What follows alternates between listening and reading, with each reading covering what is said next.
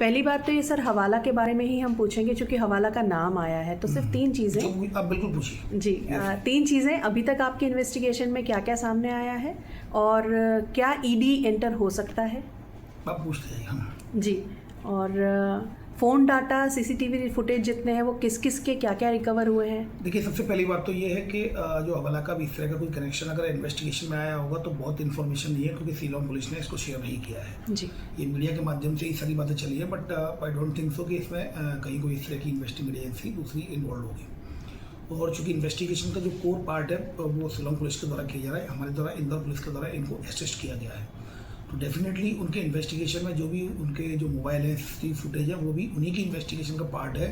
तो चाहे वो शिलांग से उन्होंने कलेक्ट किए हुए हों या फिर यहाँ से कलेक्ट किए हुए हों, ये ज़रूर है क्योंकि हमारी टीम ने असिस्ट किया है तो उनके द्वारा ये सब कलेक्ट किया गया है। यहाँ से भी जहाँ फ्लैट पर जहाँ रुकना बताया था वहाँ पर भी उनके द्वारा सीसीटीवी फुटेज कलेक्ट किए गए हैं, और भी आसपास के घरों के आसपास के उन्होंने सीसीटीवी फुटेज किया है। अब चूँकि वो इन्वेस्टिगेशन का कोई पार्ट देख रहे हैं तो वो डिसाइड करेंगे कौन सा पार्ट उनको एज ए इन्वेस्टिगेशन में एविडेंस लेना है या नहीं।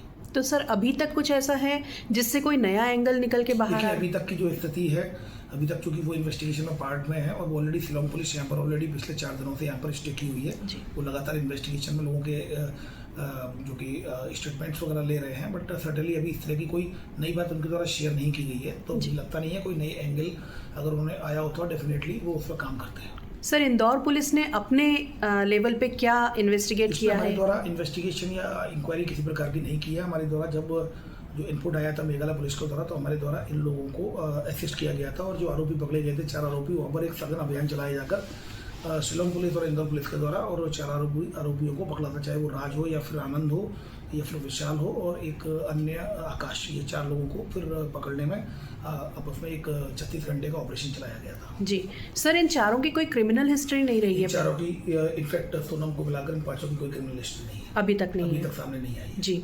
और मोबाइल राजा के 2 थे, उसमें से एक डिस्ट्रॉय की बात है उनके द्वारा शेयर नहीं की गई है, किसी मोबाइल रिकवर किए गए हैं। जी ठीक है सर। अलका का नाम भी आ रहा है, जो सोनम की फ्रेंड है उसका, और बीच में एक और सस्पिशियस कि अभी एक और आदमी है। फिर उजाला यादव ने बनारस से कहा कि 2 लड़के वहां से अलग चढ़े थे।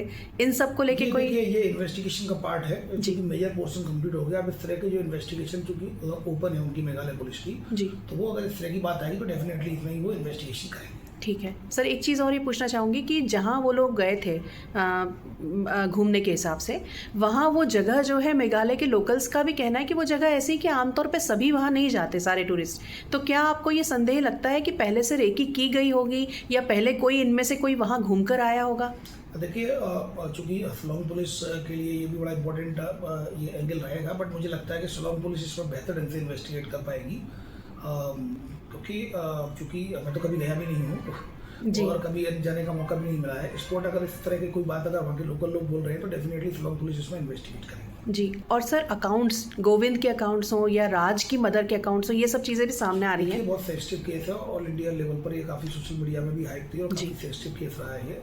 तो इसमें जो SIT जो बनाई गई है उनके द्वारा वो लगातार हर एंगल पर जांच कर रही है। मुझे पूरा विश्वास है कि जो भी एंगल्स आपके द्वारा भी बताए जा रहे हैं और उनके परिजनों के द्वारा जो भी पॉइंट्स आएंगे, जो भी मीडिया के माध्यम से अभी आएंगे, वो सभी को इनके द्वारा इन्वेस्टिगेशन लिया जाएगा। वो काफ़ी सेंसिटिव केस है। तो इंदौर पुलिस की तरफ से असिस्ट रहेगा सिर्फ, और उसके अलावा इंदौर पुलिस केवल जो इंदौर से संबंधित जुड़ी कोई चीज़ होगी डेफिनेटली इंदौर पुलिस उसमें सपोर्ट करेगी। बाकी फाइनल रिजल्ट्स वही लोग, डेफिनेटली इन्वेस्टिगेशन पार्ट उनका है और इन्वेस्टिगेशन वही लोग कर रहे हैं। FIR भी उनके द्वारा रजिस्टर की गई, आरोपी भी उनके द्वारा अरेस्ट की गई। We are assisting them only जी। सर लास्ट चीज़ है कि जो 2 दिन की रिमांड और बढ़ाई है, क्या इसके बाद रिमांड और बढ़ने के? मुझे लगता नहीं है ये, चूंकि और ये भी सोल जो डिसीजन होगा वो डेफिनेटली उन्हीं का होगा, क्योंकि अगर उनको इन्वेस्टिगेशन लगता होगा तो बढ़ा भी सकते हैं और अगर नहीं लगेगा तो वो GR बजा सकते हैं। ठीक सर। इसके बाद आगे का वो इन्वेस्टिगेशन करेंगे, कोर्ट में केस पुट अप होगा, फिर देन एविडेंस चलेंगी। ठीक sir, thank you very much sir.